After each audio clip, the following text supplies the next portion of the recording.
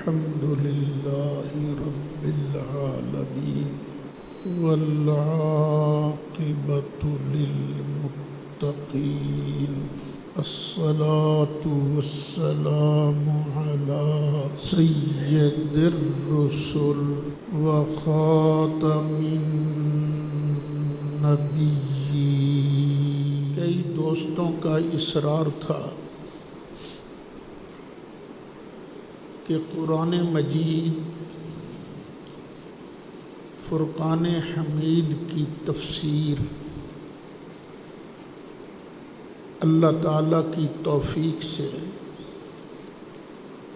Record ہو چکی ہے اور اللہ کے بندے اس سے نفع بھی حاصل کر رہے ہیں۔ اب ہماری خواہش ہے کہ حدیث شریف کی وہ کتاب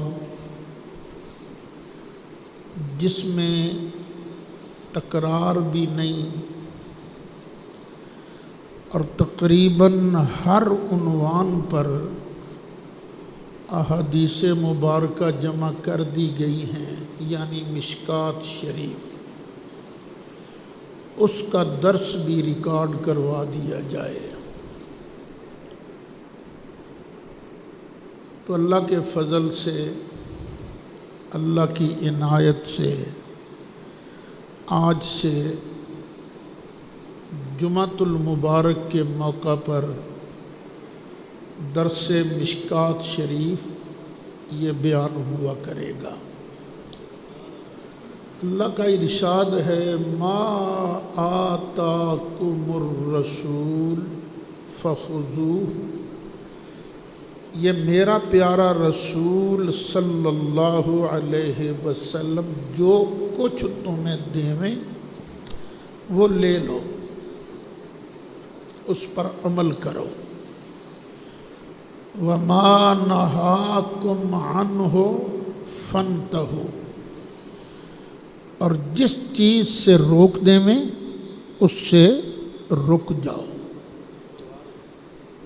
جب یہ ثابت ہو جائے کہ یہ فرمان رسول ہے قطعاً یقیناً،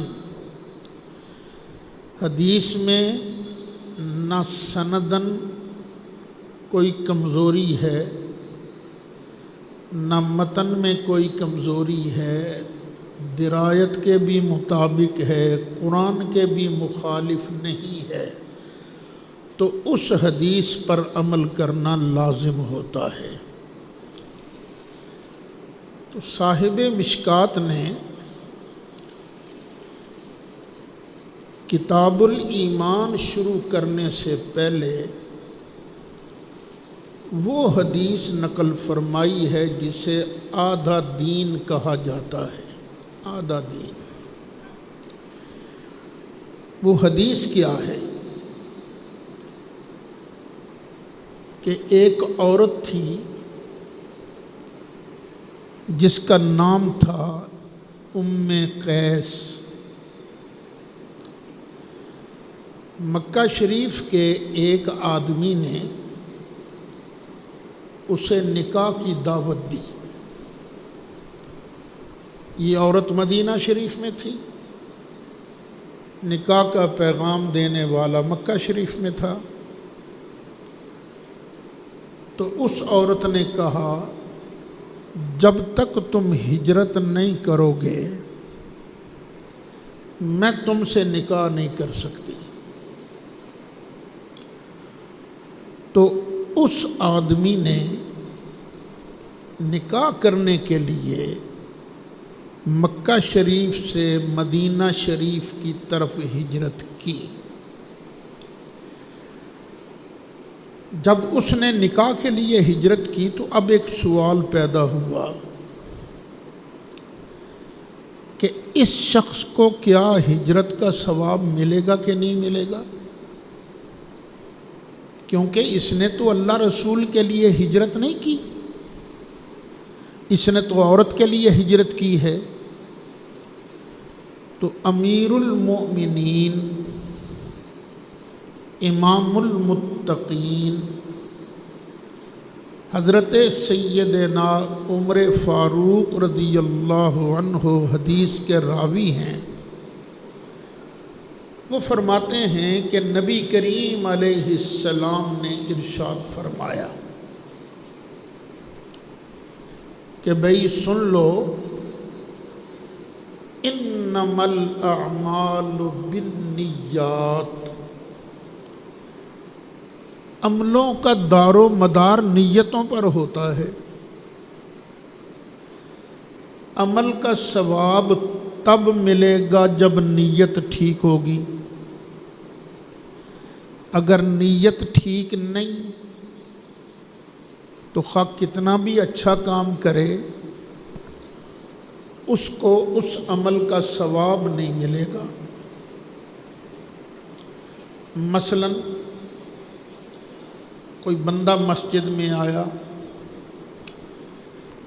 نیت یہ ہے کہ میں جا کے نماز پڑھوں گا تاکہ لوگوں کے اندر میرا وقار بنے کہ بڑا اچھا آدمی ہے، نمازی پرہیزگار ہے۔ اللہ کی رضا مقصود نہیں، تو اب اگر وہ کتنی ہی رکعتیں پڑھے، کتنے نفل پڑھے، اس کو نماز کا ثواب نہیں ہوگا، کیونکہ نیت ٹھیک نہیں ہے۔ نیت درست ہو تو عمل کا ثواب ملتا ہے۔ اچھا، بعض اوقات عمل ایک ہوتا ہے، اس ایک عمل میں نیتیں کئی ہوتی ہیں، تو اس ایک عمل پر نیتوں کے متعدد ہونے کی وجہ سے اس کا ثواب کئی گنا بڑھ جائے گا۔ مثلاً ایک بندہ مسجد میں آتا ہے تو نیت یہ بھی ہوتی ہے کہ میں اعتکاف بھی کروں گا۔ یہ جو نفلی اعتکاف ہے نا، اس کے لیے روزہ شرط نہیں، پورا دن اور رات شرط نہیں، 1 منٹ کا بھی ہو سکتا ہے۔ میں اعتکاف بھی کروں گا، نماز بھی پڑھوں گا، پھر مسجد کے امام صاحب کچھ مسئلے بتائیں گے، دین کی باتیں بتائیں گے، میں دین کی باتیں سنوں گا،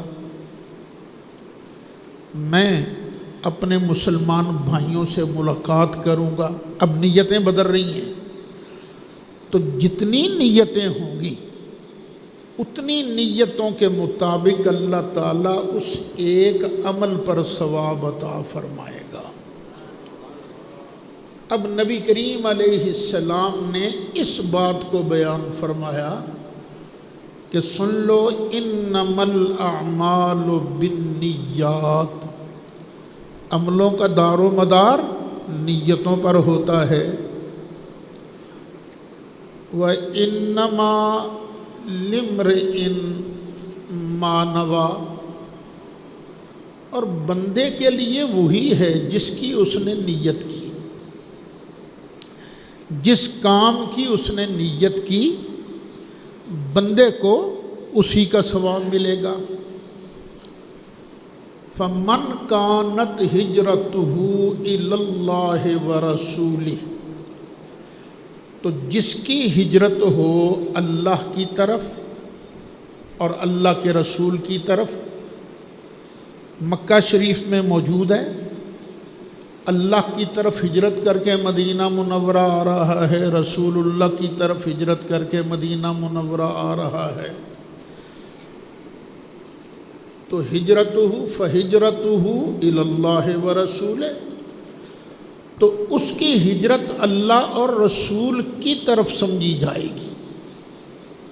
اب یہاں ایک بات ہے قابل غور، اللہ کا گھر کہاں ہے؟ مکہ شریف میں، اور مکہ شریف میں رہنے والا اللہ کے گھر کے پڑوس میں رہنے والا اللہ کے لیے ہجرت کر رہا ہے، کہاں؟ جہاں رسول اللہ موجود ہیں، تو کیا نتیجہ نکلا؟ اللہ اسی کو ملے گا جس کے پاس دامن مصطفیٰ ہوگا۔ دامن مصطفیٰ چھوڑ کر خدا نہیں مل سکتا۔ خدا اگر ملے گا تو اس کو ملے گا جس کے ہاتھ میں دامن محبوب ہوگا۔ آپ سورۃ فاتحہ نہیں پڑھتے؟ اس میں دعا مانگتے ہو، اہدنا الصراط المستقیم، یا اللہ ہمیں سیدھا راہ دکھا۔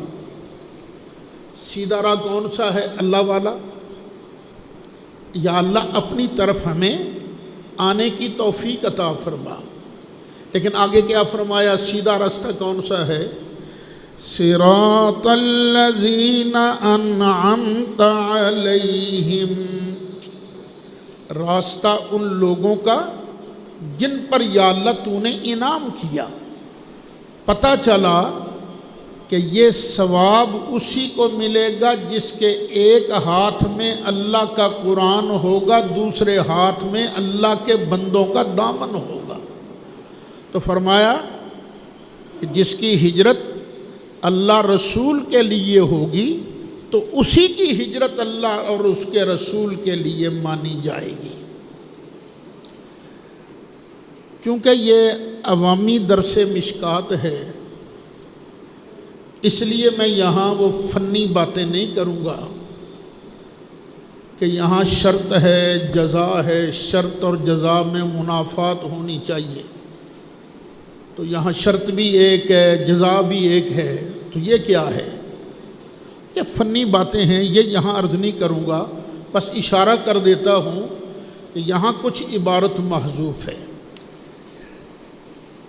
اعلیٰ حضرت اسی لیے فرماتے ہیں نا کہ بخدا خدا کا یہی ہے در، نہیں اور کوئی مفر مقر، جو وہاں پہ ہو یہی آگے ہو، جو یہاں نہیں تو وہاں نہیں، بلغ العلا بکمالہ کشف الدجی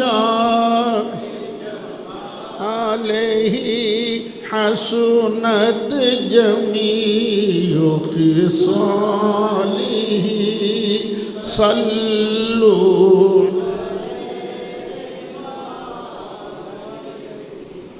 ومن کانت ہجرتہ الی دنیا یصیبها، اور جس کی ہجرت ہے دنیا کی طرف کہ دنیا اسے ملے گی، او امرأۃ یتزوجها، یا کسی عورت کی طرف کہ وہ اس سے نکاح کرے گا، فہجرتہ الی ما ہاجر الیہ، تو اس کی ہجرت اسی کے لیے ہوگی جس کے لیے اس نے ہجرت کی ہے۔ دنیا کے لیے ہجرت کی ہے تو ہجرت کس کے لیے گنی جائے گی؟ دنیا کے لیے۔ اگر عورت سے شادی کرنے کے لیے ہجرت کی ہے تو کس کے لیے ہجرت گنی جائے گی؟ اس عورت کے لیے۔ اور اگر اللہ کی رضا کے لیے، رسول اللہ کی خدمت کے لیے ہجرت کی ہے تو اب اس کی ہجرت اللہ اور اس کے رسول کے لیے گنی جائے گی۔ حضرت امام بخاری رحمۃ اللہ علیہ، انہوں نے جب بخاری شریف لکھی تو اس بخاری شریف کا پہلا باب انہوں نے قائم کیا، کیف کان بدء الوحی الی رسول اللہ صلی اللہ علیہ وسلم، کہ نبی کریم علیہ السلام کی طرف وحی کی ابتدا کیسے ہوئی۔ یہ ہے بخاری کا پہلا باب۔ اب محدثین کا طریقہ یہ ہے کہ اس مسئلے کو جو ہیڈ لائن بنایا گیا ہے ترجمۃ الباب، اس کی مناسبت کے لیے وہ حدیثیں بیان کرتے ہیں۔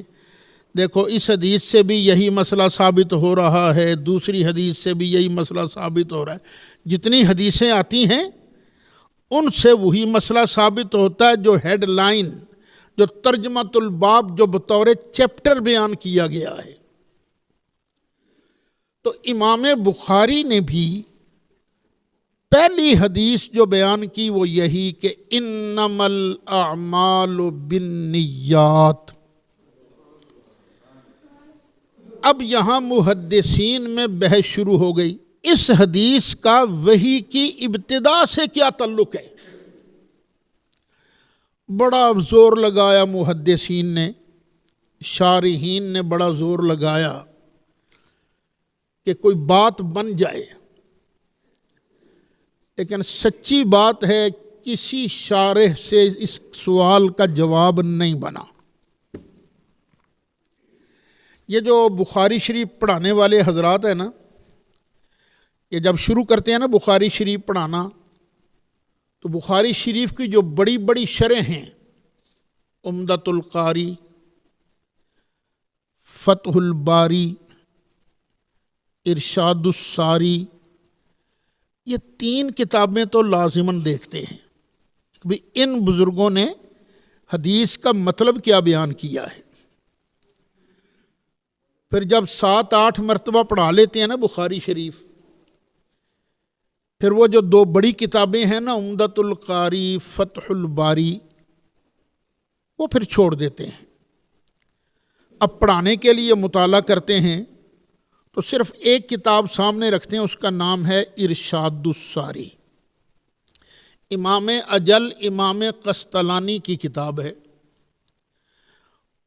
انہوں نے 3 مناسبتیں بیان کی، 3 کہ حدیث الباب سے اس حدیث کی یہ مناسبت ہے، یہ مناسبت ہے، یہ مناسبت ہے۔ لیکن ہمارے امام اہل سنت حضرت مولانا شاہ احمد رضا خان فاضل بریلوی رحمۃ اللہ علیہ نے ارشاد الساری پر حاشیہ بھی لکھا اپنے قلم سے، اور اللہ کی شان وہ کچھ حصہ مختصر جامعہ نظامیہ لاہور میں ایک استاد ہوتے تھے جن کا نام تھا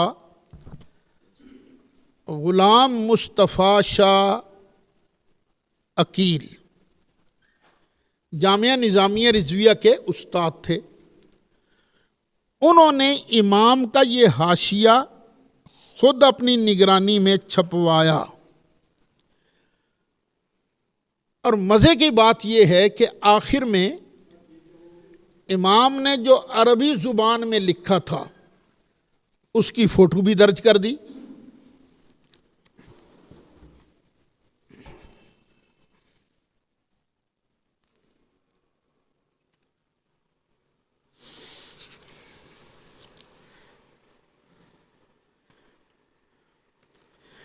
یہ ہے امام کا رسم الخط، کتنا شاندار خط ہے، یہ ہینڈ رائٹنگ امام کی اپنی، اس کی فوٹو لی، آگے عربی ہے اور شروع میں اس کا ترجمہ ہے۔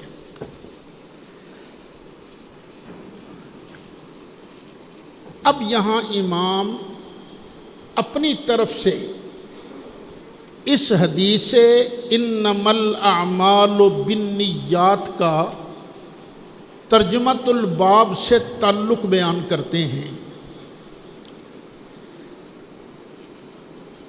امام بخاری دراصل تذکرہ وحی کے بعد آیت انا اوحینا اور اس کے بعد حدیث انما الاعمال بالنیات اس لیے لائے ہیں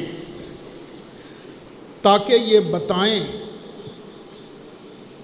کہ حضرت صلی اللہ تعالی علیہ وسلم قلب کی تمام گہرائیوں سے ذات باری کی طرف یوں متوجہ تھے کہ غیر کی طرف توجہ کا کھٹکا بھی نہ تھا۔ تو جس شخص میں بھی قبل عظیم ایسی توجہ اور للہیت پائی گئی تھی، اسے اللہ تعالیٰ نے نبوت سے سرفراز فرمایا کہ انا اوحینا الیک کما اوحینا الی نوح والنبیین من بعدہ کا مطلب یہی بنتا ہے، اور یہ سرفرازی ثمرہ تھا ان کی نیت کے اخلاص کا کہ انما الاعمال بالنیات، لہٰذا پہلے وحی کی ابتدا کا ذکر کیا، پھر آپ کے منصب نبوت سے سرفراز ہونے کا آیت کے ذریعہ، پھر حدیث کے ذریعہ اس سرفرازی کی وجہ بیان فرمائی۔ باریک بات ہے، ضروری تھی کرنی، ہو سکتا ہے کسی کو سمجھ آ ہی گئی ہو، تو جو امام نے لکھا ہے جس کو اس کی سمجھ آ گئی ہے وہ امام کے لیے دعائے بلندی درجات ضرور کرے کہ اللہ تعالیٰ ایسے عظیم المرتبت کی قبر پر کروڑوں کروڑوں اربوں کھربوں رحمتیں نازل فرمائے۔ یہ ذرا نقل بھی کر لیں۔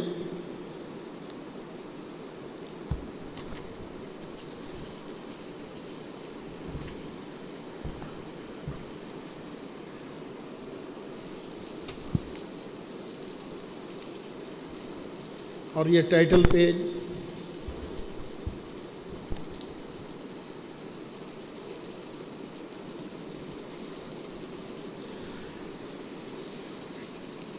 اب آگے شروع ہوتا ہے کتاب الایمان،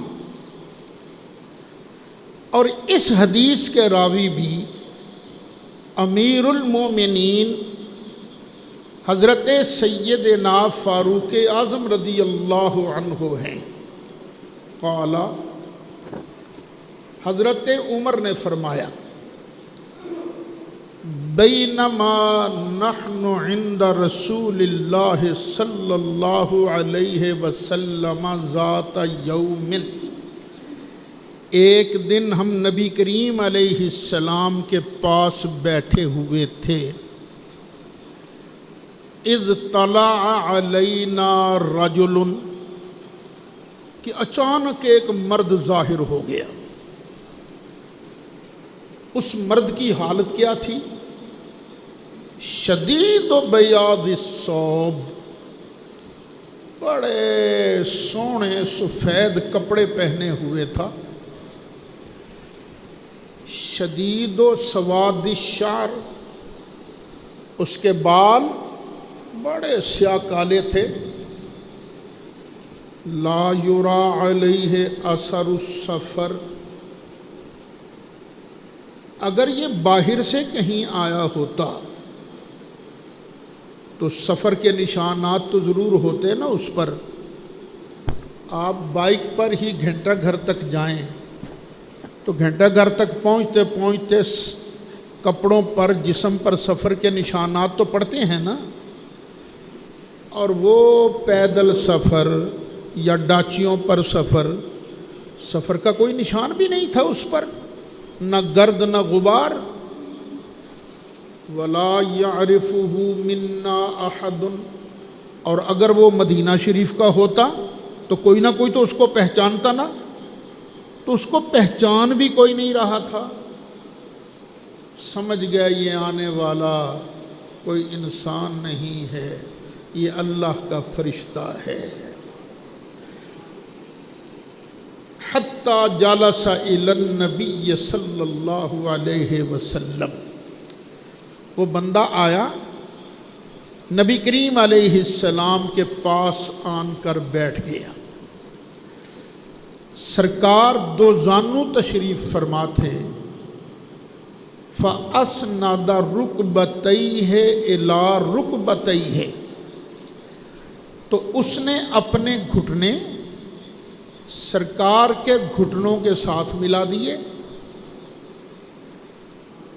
وَوَضَعَ كَفَّيْهِ عَلَىٰ فَخِذَيْهِ، اور اپنے دونوں ہاتھ یوں کر کے سرکار کی رانوں پر رکھ دیے، جس طرح بڑا پیار کا اظہار ہوتا ہے۔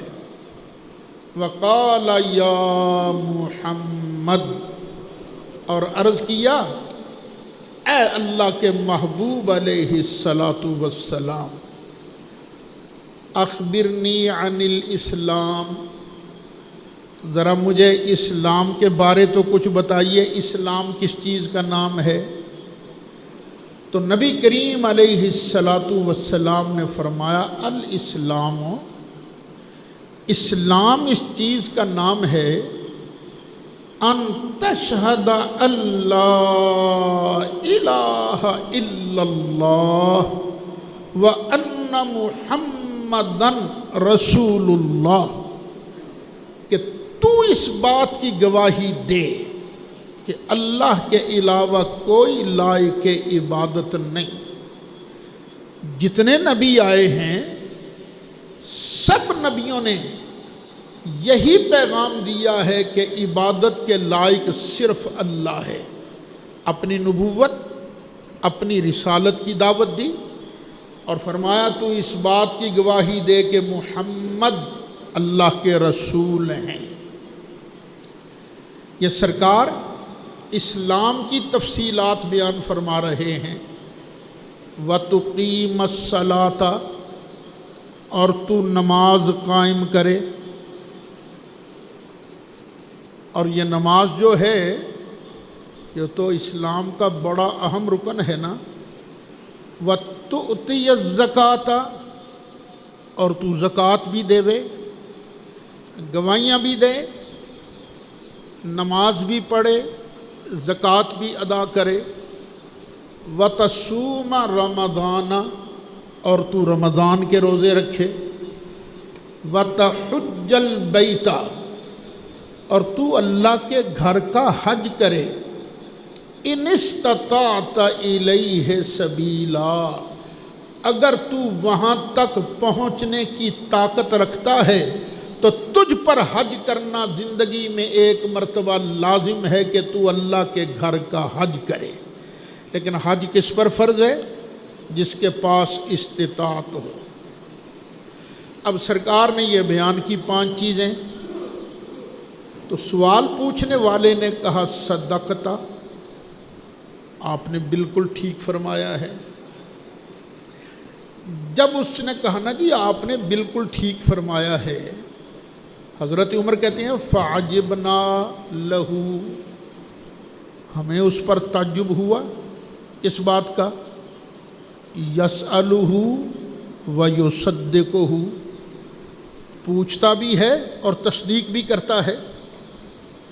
ہمارے پاس بھی لوگ مسئلے پوچھنے آتے ہیں کہ استاد جی یہ مسئلہ کیسا ہے، ہم جواب دیتے ہیں۔ کبھی کسی نے نہیں کہا جی تساں ٹھیک جواب دیتا ہے، ہاں ٹھیک ہے جی ایسے ہی ہوگا۔ اور ٹھیک جواب کون کہتا ہے کہ آپ نے جواب ٹھیک دیا ہے؟ جس کا اس فن کے ساتھ مہارت ہو، جس کی اس فن کے ساتھ مماثرت ہو۔ اس نے کہا جی بالکل آپ نے ٹھیک جواب دیا۔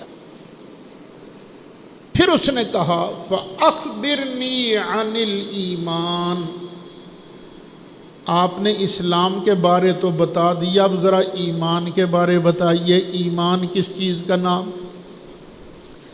فرمایا ان تؤمن باللہ، کہ تو اللہ پر ایمان لائے۔ پر اللہ پر ایمان کیسا لانا ہے؟ جیسے مصطفیٰ نے بتایا ہے۔ یہ نہیں کہ میں اللہ کو مانتا ہوں مانتا ہوں مانتا ہوں مانتا ہوں، اُدیاں تیاں بھی نے اُدے پتر بھی نے، نہیں، اس طرح نہیں ماننا۔ اس طرح ماننا ہے لم یلد ولم یولد ولم یکن لہ کفوا احد، اللہ کو اس طرح ماننا ہے کہ وہ کسی کا محتاج نہیں، سارے نبی، سارے ولی، سارے فرشتے، کل کائنات اللہ کی محتاج ہے، لیکن اللہ کسی کا محتاج نہیں۔ اللہ کو مانو، وَمَلَائِکَتِهِ، اور اس کے فرشتوں کو مانو۔ یہ مانو کہ ایک مخلوق اور ہے، ہمیں نظر نہیں آتی لیکن ہے صحیح، ان کا نام ہے فرشتے۔ اللہ نے ان کو بڑی پاوریں دی ہیں، بڑی طاقتیں دی ہیں، بڑی عظمتیں دی ہیں۔ وَكُتُبِهِ، اور اللہ کی کتابوں کو بھی ماننا ہے، یعنی جتنا پیغام اللہ نے پہلے نبیوں پر کتب کے ذریعے نازل فرمایا ان سب کو ماننا ہے۔ ہاں ایک بات ہے کہ قرآن محفوظ ہے، باقی کی کتابیں محفوظ نہیں۔ اِنَّا نَحْنُ نَزَّلْنَا الذِّكْرَ وَإِنَّا لَهُ لَحَافِظُونَ۔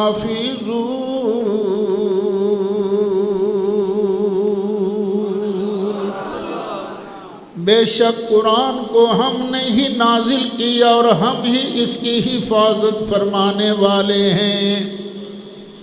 اللہ کی کتابوں کو مانیں، وَرُسُلِهِ، اور اس کے رسولوں کو مانیں، سب کو مانیں، وَالْيَوْمِ الْآخِرِ، اور قیامت کے دن کو مانیں، وَتُؤْمِنَ بِالْقَدَرِ خَيْرِهِ وَشَرِّهِ، اور تو مانے اچھی اور بری تقدیر کو، کہ یہ تقدیر جو ہے یہ ساری کی ساری اللہ کی طرف سے ہے۔ اچھی بات بھی اللہ کی طرف سے ہے، بری بات بھی اللہ کی طرف سے ہے۔ صرف اتنا ہے کہ ادب کا تقاضا کیا ہے، اچھی بات کو اللہ کی طرف منسوب کرو اور بری بات کو شیطان کی طرف منسوب کرو، وگرنہ سب کا خالق مالک کون ہے؟ اللہ۔ اس بات پر تم نے ایمان لانا ہے، تقدیر کو ماننا ہے۔ نبی کریم علیہ السلام نے ارشاد فرمایا، ان اول ما خلق اللہ القلم، اللہ نے قلم کو پہلے پیدا فرمایا۔ جب پیدا فرمایا فقال له اکتب، اللہ نے قلم کو آرڈر دیا چل لکھ۔ قلم نے آگے سے عرض کیا ماذا اکتب، یا اللہ میں کیا چیز لکھوں؟ اللہ نے فرمایا اکتب بالقدر، میں اللہ کی تقدیر کو لکھ دے۔ فَكَتَبَ مَا كَانَ وَمَا هُوَ كَائِنٌ إِلَى الْأَبَدِ، جو کچھ ہونا، جو کچھ ہو چکا تھا قلم نے وہ بھی لکھ دیا، جو کچھ ہونا تھا قلم نے اس کو بھی لکھ دیا۔ قلم سے پہلے کیا ہو چکا تھا؟ اللہ نے محبوب کا نور پیدا کیا تھا، وہ بھی لکھا۔ آج کا جمعہ کا خطبہ یہ بھی قلم نے اس میں لکھا۔ ہر بندے پر جو جو حالات گزرتے ہیں قلم نے اس کو بھی لکھا۔ قیامت تک سب کچھ اللہ تعالیٰ نے، اللہ تعالیٰ کے حکم سے قلم نے لکھ دیا۔ نبی کریم علیہ السلام نے فرمایا اوے آنے والے، تو نے پوچھا ہے ایمان کس چیز کا نام ہے؟ ایمان نام ہے اللہ کو ماننے کا، اللہ کے فرشتوں کو ماننے کا، اللہ کی کتابوں کو ماننے کا، اللہ کے رسولوں کو ماننے کا، قیامت کے دن کو ماننے کا، اور اللہ تعالیٰ کی طرف سے اچھی بری تقدیر کے ماننے کا۔ یہاں پر ایک سوال پیدا ہوتا ہے، اکثر لوگ کرتے ہیں، خاص طور پر یوتھ، وہ جی اسی جو گناہ کر لیے تے اللہ نے لکھیا ہی ہے نا، ساڈا کی قصور ہے دیچ؟ ہم تو جو کچھ کرتے ہیں نا تقدیر کے مطابق ہوتا ہے، تو ہمارا اس میں قصور کیا ہے؟ اب اس کا صحیح مطلب سمجھو۔ آپ کو ایک کہانی سناتا ہوں، پتہ نہیں سچی ہے کہ جھوٹی، اخبار میں پڑھی تھی۔ ہمارے یہاں ایک پروفیسر صاحب پڑھایا کرتے تھے شروع میں نا، پروفیسر عبدالحمید نثار رحمۃ اللہ علیہ، انہوں نے بھی سنائی تھی کہ جہانگیر بادشاہ ایک مرتبہ اپنی باراندری میں بیٹھے ہوئے تھے، اچانک انہوں نے کہا شاہی نجومی بلایا جائے۔ نجومی صاحب آ گئے، جہانگیر بولا، کہنے لگا ما بدولت اس باراندری سے باہر جانا چاہتے ہیں، ذرا حساب لگا کے بتایا جائے کہ ہم کس دروازے سے باہر جائیں گے۔ نجومی نے کہا لو مارا گیا، اگر میں کہتا ہوں ادھر سے جاؤ گے تو یہ ادھر سے نکل جائے گا۔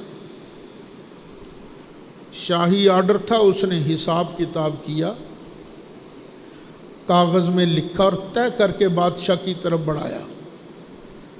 بادشاہ سلامت، یہ کاغذ جیب میں ڈالیں اور جس دروازے سے چاہیں باہر نکل جائیں، اور یہ میرا لکھا ہوا کاغذ باہر جا کر پڑھیں۔ اس نے کہا بہت اچھا۔ پھر اس نے آرڈر دیا کہ شاہی مستری بلائے جائیں۔ مستری مزدور آ گئے، کہنے لگا شمال مشرق کے 3 دروازے توڑ کر نیا دروازہ بنایا جائے۔ شمال مشرق کے 3 دروازے توڑ دیے گئے، ایک ہی دروازہ بنا اور بادشاہ ٹہلتا ٹہلتا باہر نکل گیا۔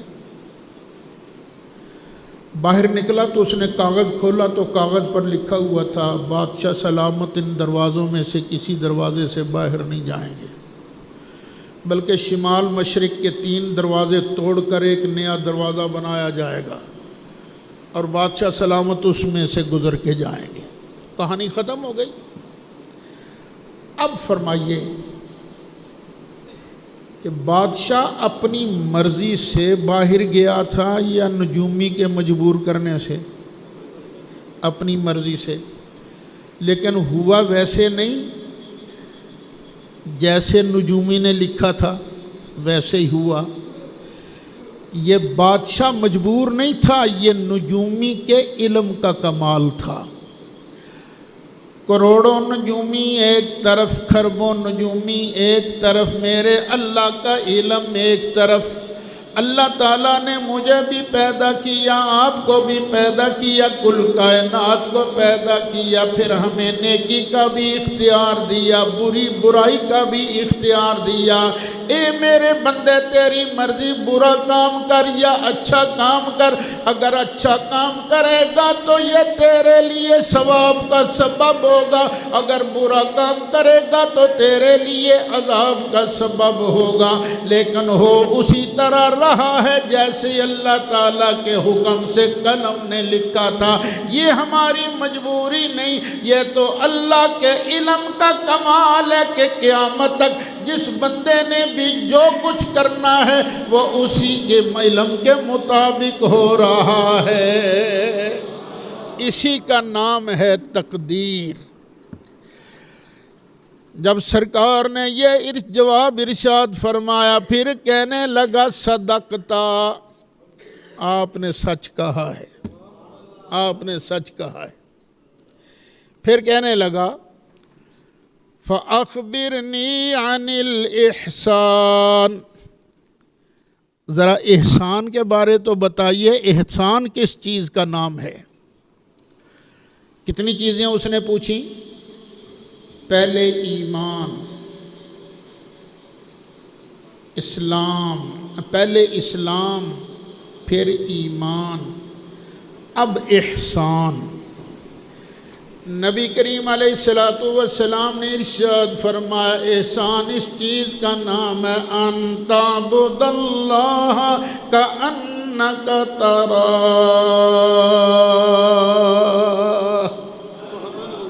جمعہ کی نماز پڑھنے کے لیے آنے والوں غور سے سنو، نبی کریم علیہ السلام نے فرمایا اللہ کی تو نے عبادت اس طرح کرنی ہے گویا کہ تو اسے دیکھ رہا ہے۔ بادشاہ سلامت سامنے موجود ہوں، بندے کی پوری توجہ بادشاہ کی طرف ہوتی ہے، تو تو بھی نماز اس طرح پڑھ، اللہ کی پوجا اس طرح کر، زکوٰۃ اس طرح ادا کے گویا تو اللہ کو دیکھ رہا ہے، اللہ کو دیکھ کے تو نماز پڑھ رہا ہے۔ فَإِن لَّمْ تَكُن تَرَىٰ فَإِنَّهُ يَرَاكَ، اگر تو اسے نہیں دیکھ سکتا، تیری اتنی پسلی نہیں، تو پھر یہ تو یقین کر کے اللہ تعالیٰ مجھے دیکھ رہا ہے۔ بندہ نماز شروع کرے اللہ اکبر، اور یہ ذہن میں پختہ ہو کہ میرے اللہ اکبر کہنے کو اللہ دیکھ رہا ہے، تو کیا لطف ہوتا ہے اس نماز کا۔ اللہ ہمیں بھی ایسی نماز نصیب فرمائے۔ پھر نماز پڑھنے کا طریقہ کیا ہے؟ جو پڑھتے جاؤ اس کی طرف دھیان ہو، کیا کہ سبحانک اللہم، اے اللہ تو ہر عیب سے پاک ہے، میں تیری تسبیح پڑھتا ہوں، میں یہ اقرار کرتا ہوں کہ تیرے اندر کوئی عیب نہیں ہے، وَبِحَمْدِکَ، اور یا اللہ میں تیری تعریف کرتا ہوں۔ یہ اس طرح جو کہہ رہا ہے نا، بس اس کے ترجمے کی طرف دھیان کرے، تو یہ ہے احسان۔ اور یہ جو تصوف کا لفظ ہے یہ اسی کا مترادف ہے۔ تصوف اور احسان ان میں کوئی فرق نہیں، جو تصوف احسان ہے وہ تصوف ہے، اور جو تصوف احسان کے منافی ہے وہ کبھی تصوف نہیں ہو سکتا۔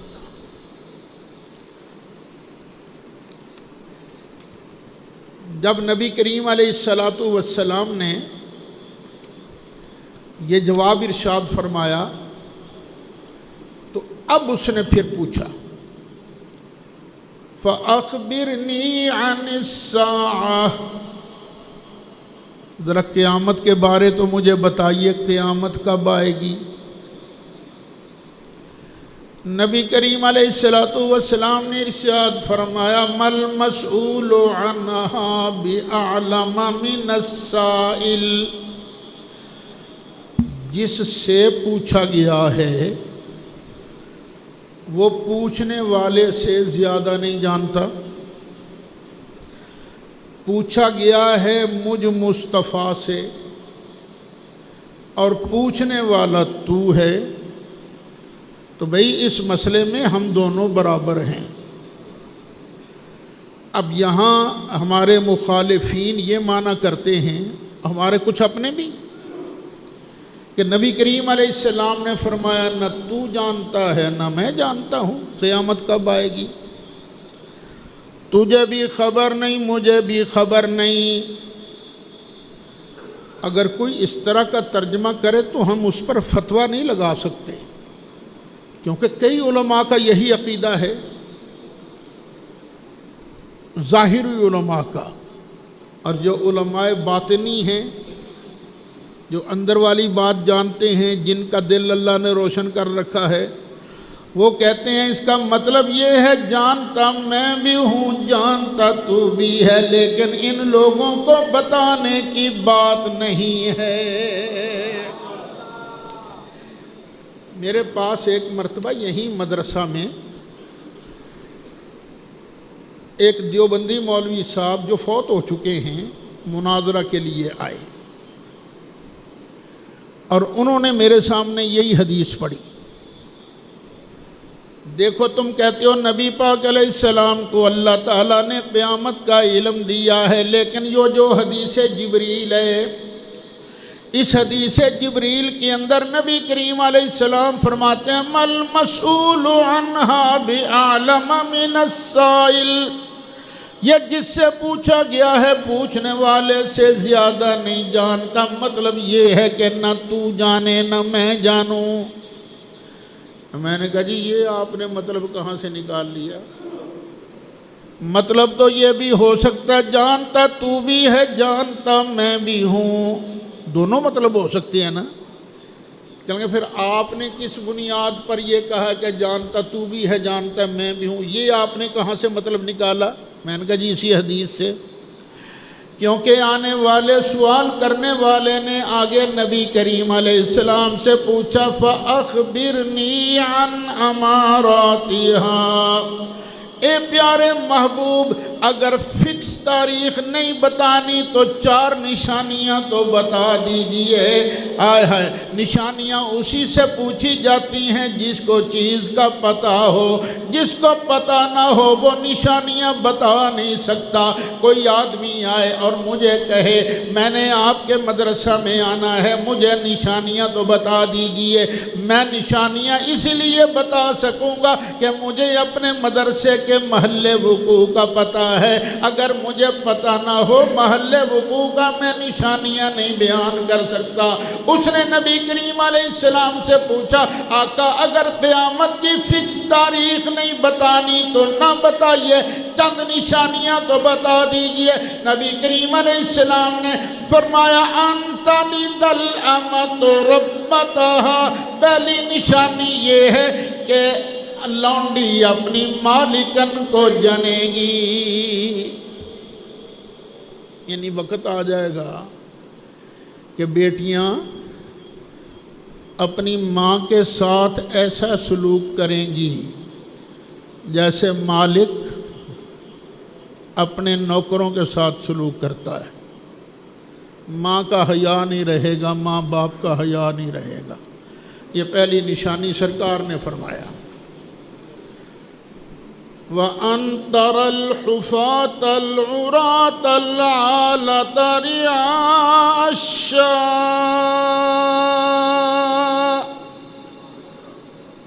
وہ لوگ جو ننگے پاؤں والے ہیں، جوتے بھی نہیں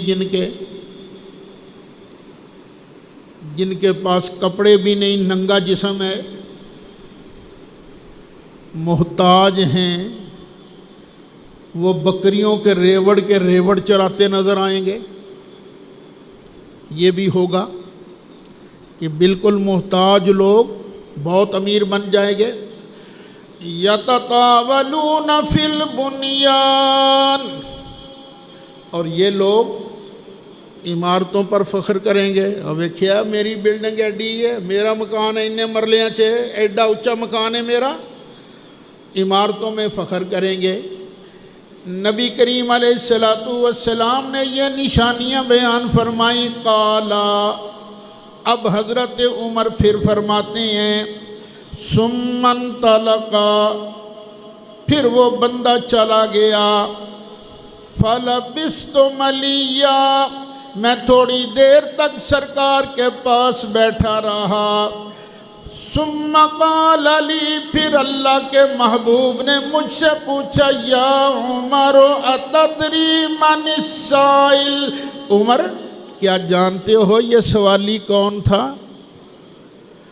قلت اللہ ورسولہ اعلم، یہ صحابہ کا طریقہ ادب تھا، جب بھی عرض کرتے کل کہتے اللہ ورسولہ اعلم، اللہ اور اس کا رسول بہتر جانتے ہیں۔